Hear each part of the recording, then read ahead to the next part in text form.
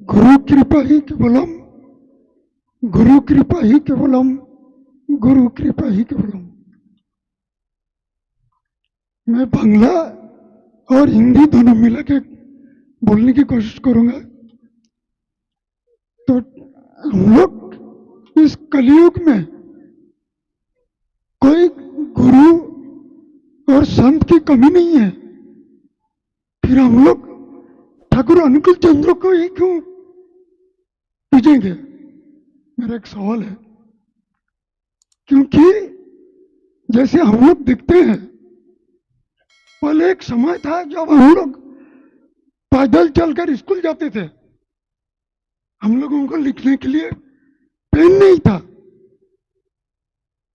तो आज का जो बदला हुआ समय है, इसमें कोई भी बच्चा पैदल स्कूल नहीं जाएगा।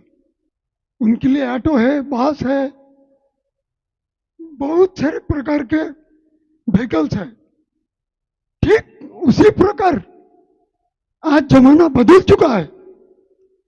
पहले हम लोग देखते थे, अगर कुछ बुखार उखार हो गए तो मामूली क्विनाइन से ठीक हो जाता था। लेकिन आज का जो समय है, बुखार से तुरंत दूसरी में बदला जाता।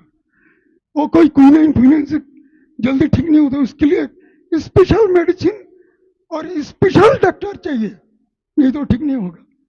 ठीक उसी प्रकार आज धर्म जो हम लोग बोलते हैं, ठाकुर जी बोलते हैं, दूसरे को बचाओ और खुद भी बचाओ, उसे ही तुम धर्म समझो।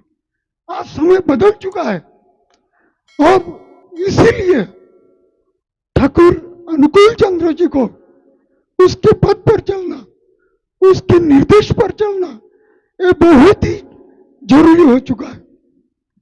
मैं छोटे छोटे एक दो कहानी के और से बताने की कोशिश करूंगा।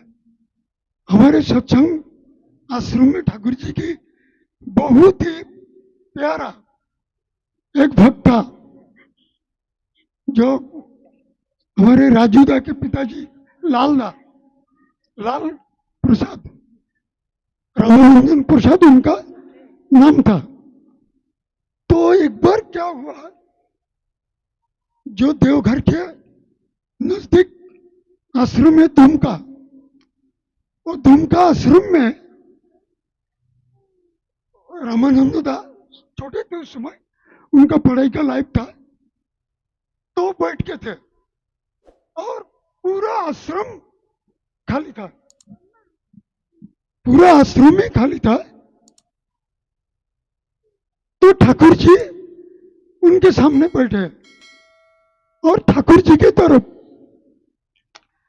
रामानंद ने बहुत ही गौर से देख रहे हैं और देखते देखते देखते देखते उनके मुंह से लाल गिरना शुरू हुआ और लाल लाल से उसका पूरा कमीज भीग चुका है।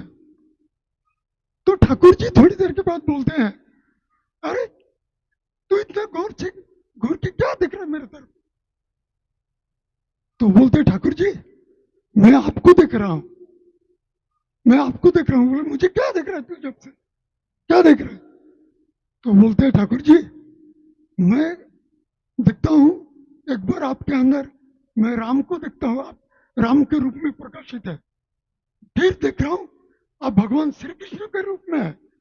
फिर देखता हूं आप रामकृष्ण के रूप में है। तो ये तरह तरह के आपका रूप बदलते जा रहा है और तरह तरह के मैं महापुरुषों को आपके अंदर में देख रहा हूं।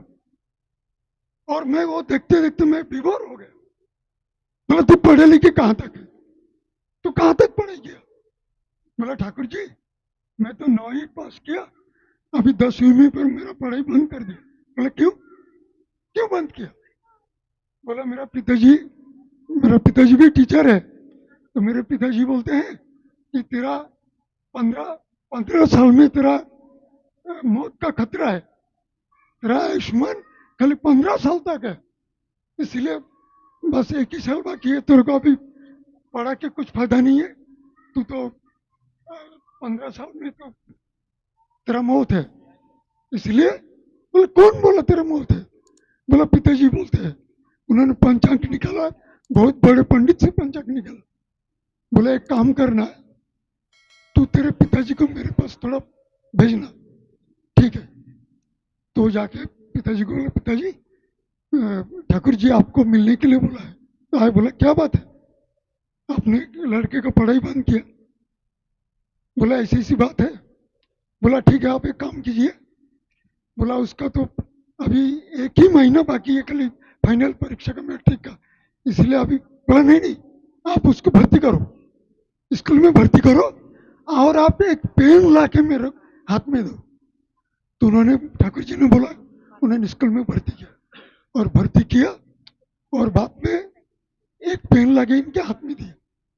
तो ठाकुर जी क्या उसको पकड़ के थोड़ा नाम किया, और बाद में उनका उसके बोले यही पेन उनके हाथ में देना एग्जाम के टाइम। तो बोला ठीक है, तो लेके गया। अब इनके दिल में तो खटक रहा था, 1 महीना बाकी है, पूरे साल पढ़ाई नहीं किया, अभी वो क्या करेगा, क्या करेगा। फिर भी ठाकुर जी बोला तो गुरु का आदेश पालन करना चाहिए। तो ठीक है, एग्जाम के टाइम वो पेन उसके हाथ में दे दी, और वो जाके पेपर दिखता था, और एग्जाम पेपर पर वो ऐसे ही पेन खाली लगा के रखता था। ठाकुर जी बोल दिया था तू खाली पेन पकड़ के कॉपी में टिका के रखना। तो उन्होंने ऐसे ही पेन टिकाया ऐसा, और पेन इतनी स्पीड से चल रहा है कि पूछो मत, उसको संभालना भी मुश्किल जा रहा है पेन को, और वो इतने स्पीड से लिख रहा है कि पूछो मत। पूरे क्वेश्चन पेपर वो 15-20 मिनट में खत्म कर दिया, और पेपर जमा करके चले गए। वही लड़का जब एग्जाम के ये निकला, रिजल्ट निकला, वो फर्स्ट डिवीजन में को पास हो गए। तो ठाकुर जी खुद बोलते हैं कि এবার করি বলিলে অতি চমৎকার, আমি এনো নাই জানি অন্য কোন স্যার। तो ठाकुर जी को इस समय परिस्थिति इतना क्रिटिकल हो चुका है, हम लोग अगर गुरु को अगर कस के नहीं पकड़ेंगे तो बसना भी मुश्किल है। इसीलिए ठाकुर जी के पद पर चलकर ऐसा बोलने के लिए तो बहुत कुछ है, और भी हमारे बहुत दादा लोग हैं, वो लोग भी उनके ठाकुर जी के बारे में बातें करेंगे। तो मैं यही पे मेरा 2 शब्द समाप्त करता हूँ, और सबको सबसे मैं ईश्वर से मैं यही प्रार्थना करता हूँ कि जो लोग सत्संग में उपस्थित होते हैं, आते हैं, दूर दूर से लोग आते हैं, तो कौन आए कौन नहीं आए, कौन क्या कर रहे, ये ठाकुर परिवार के पूरे सर आंखों में उसका पूरा पिक्चर आते हैं। वो लोग देखते हैं, है देवघर में, लेकिन देख रहे हैं कौन क्या कर रहा है, कौन क्या नहीं कर रहा है। तो मेरे को सबसे यही विनंती है कि हम लोग सत्संग में आते हैं, तो सत्संग में आके प्रभु के ही नाम का स्मरण करें, और उनके कहे हुए पद पर चले, तो सत्संग पूरा होगा। सत्संग, सत लोगों का संग, सत विचारों का संग, सत चिंतन का संग, और सत कर्म का संग। जब हम ये सब चीजें ठीक से करेंगे तो यमराज भी वो सामने खड़ा रहेंगे, उसको हाथ लगाने की कोई ताकत उसके पास नहीं रहेंगे, क्योंकि हम पुरुषोत्तम के पुरुषोत्तम, जो पूरे धरती के, पूरे आकाश पाताल, जो पूरे जितने भी जगत है, सबका मालिक है। तो उसके पद पर अगर हम चलेंगे तो हमारा रक्षा करेंगे। ये 2 शब्द बोलकर मैं मेरी बातें समाप्त। जय गुरु, जय गुरु। अपने इष्ट प्रसंग में बहुत ही अच्छी बात दादा ने यहाँ पर ठाकुर जी के बारे में बताया कि ठाकुर जी को पकड़कर हमने क्या सीखा है, जीवन में हम क्या लाभ कर सकते हैं ठाकुर जी को पाकर।